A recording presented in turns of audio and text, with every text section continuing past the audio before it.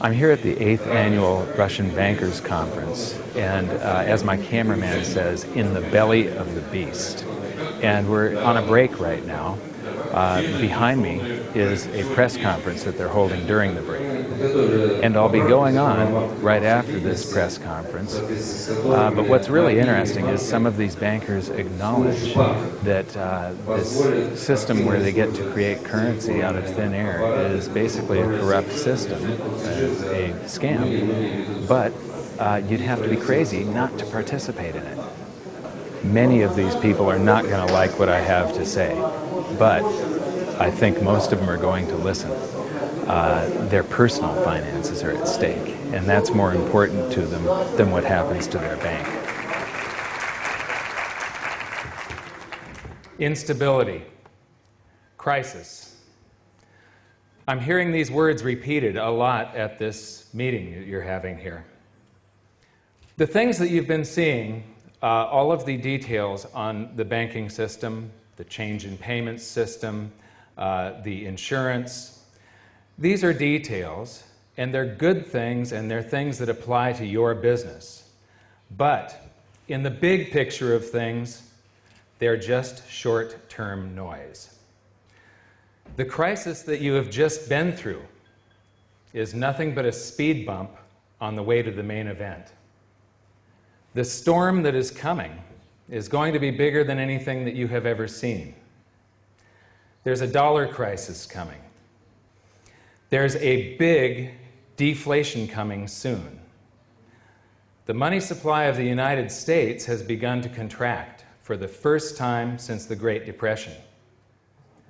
This deflation will cause central banks around the world to try to inflate to help stimulate the economies. This causes a giant wealth transfer. One thing that I have found is that all markets around the world now trade in the same direction. All economies go in the same direction, and they all follow the United States. Wherever the United States goes, so goes the rest of the world.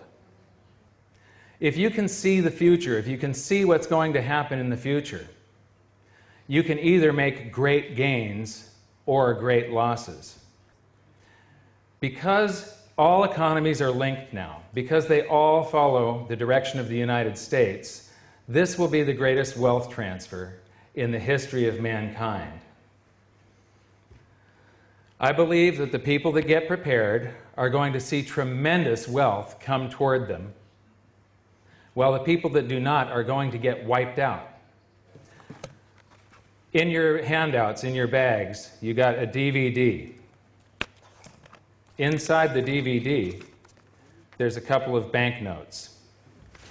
There's a $1 Zimbabwe note. There's a $100 trillion Zimbabwe note that was printed less than a year later. This one bought something when it was printed.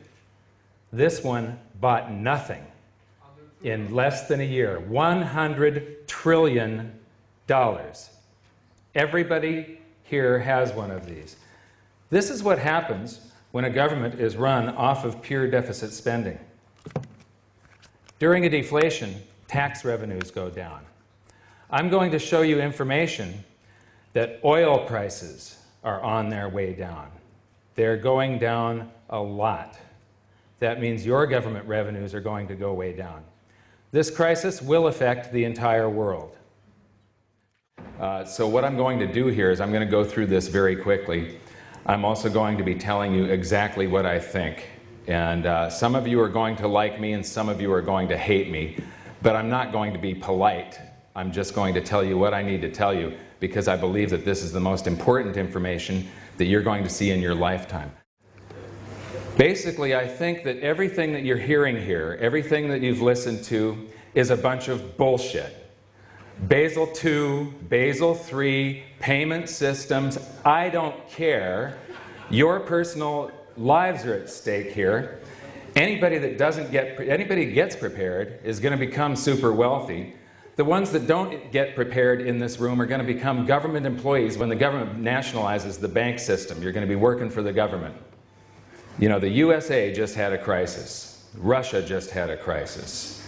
The world had a crisis because the banking system had a crisis. What you're going to see, I'm going to go do this presentation. I'm going to be blasting through it because I don't have much time.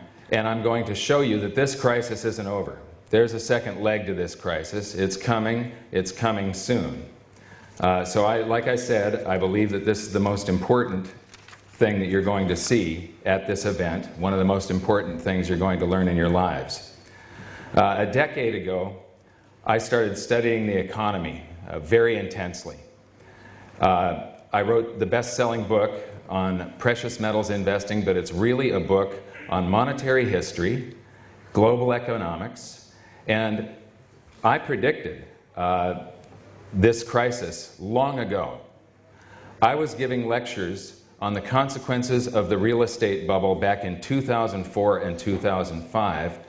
Ben Bernanke, the chairman of the Federal Reserve, said there wasn't a real estate bubble in 2007 when it was about to burst. This is an international run on precious metals right now. It's the greatest, one of the greatest bull markets in history that has gotten started. My book is now published in 6 languages. It'll be 7 in another month or so. The last go-around, it was only 10% of the world's population that could participate. This time it's everybody. Russia's monetary base, since your crisis of '98, there are 26 times more rubles, paper rubles. This is base money. Base money is the paper rubles, paper dollars. There's 26 times more in existence than in 1998. Did your population grow 26 times? I don't think so. Your population, I'm told, is shrinking. This is where inflation comes from. You guys are suffering big inflation. That's where it comes from. Prices. In the United States, we lie. The government lies about inflation statistics. So does your government. It's no surprise. They're saying that prices are only up 3 times since 2001. Your money supply, base money, is up 10 times in that same period of time. Banks create money by monetizing the private debts of businesses and individuals. That's the Federal Reserve. I know that you guys don't think that you're creating money when you create loans, but when those loans get deposited into another bank that you've created, you have created money. And then they get redeposited. Every time you write a loan, that loan is going to somebody that's going to buy something. When that seller deposits that currency in his account, there's now 2 bank balances that show money in them, not just one. And this is where most of the money supply of a country that has an advanced monetary system comes from. So I'm going to whip through this very quickly. It doesn't really matter if you understand it or not, but this is how currency is created. And what I've found is that almost nobody really knows how currency is created. In the United States, the Treasury issues a bond which is nothing but an IOU, and the primary dealers, the biggest banks, come and show up at the Treasury auctions and buy those bonds. A few of those banks are now dead. Then the Federal Reserve, through something called open market operations, will show up and either drain liquidity from the system or add liquidity to the system, and they will buy some of those bonds. When they do, they write a check from a checkbook that has nothing in it, and currency springs into existence, base money, paper dollars. Then the next month, those banks go back and show up at a Treasury auction and buy more bonds.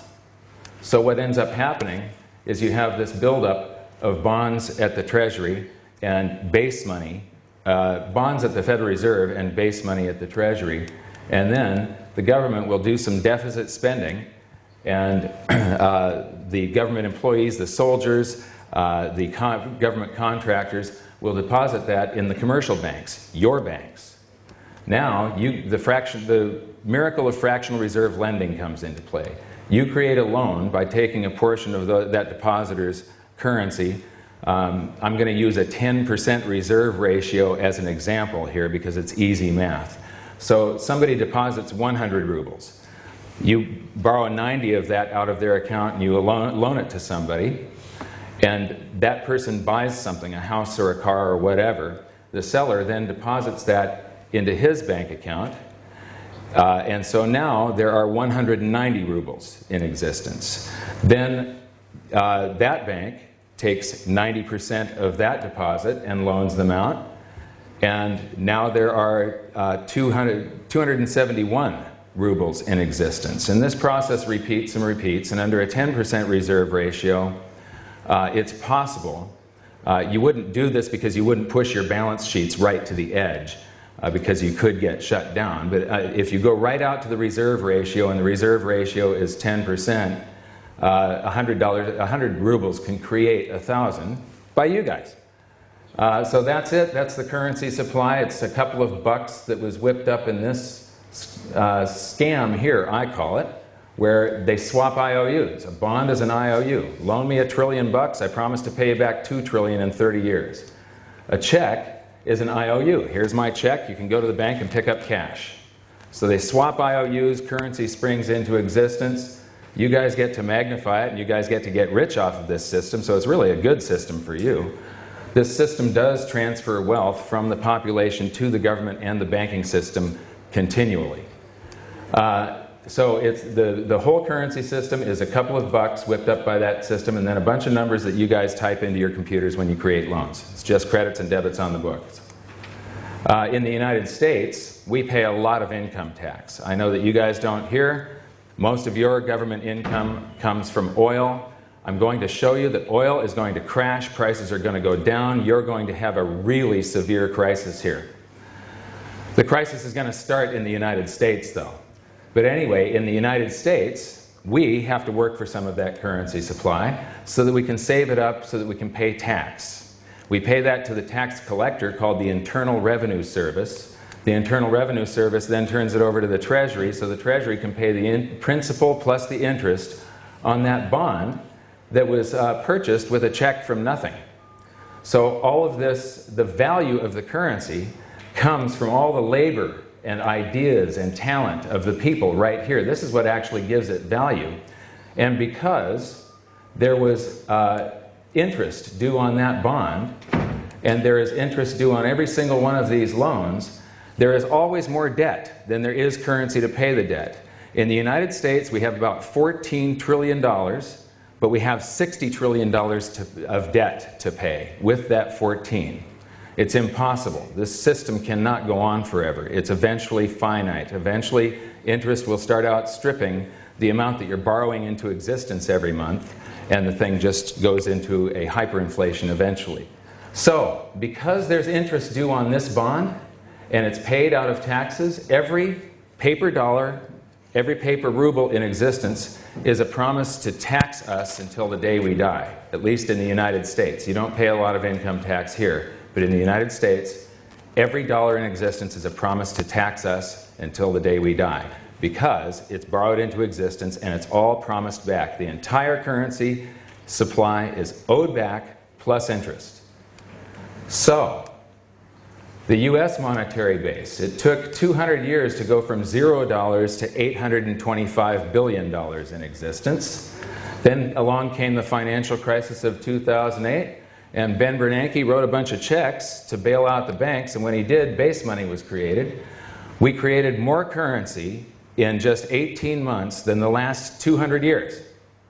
Do you think that's a good thing? I don't. But that's the base money. That's the portion of the currency supply that the government creates and the central bank. That only accounted for 7% of the currency supply before the crisis. Now it accounts for about 15%. This is the portion of the currency supply that you guys create, at least in the United States, that the banks create. It's called, the rest of M3 is base money plus this.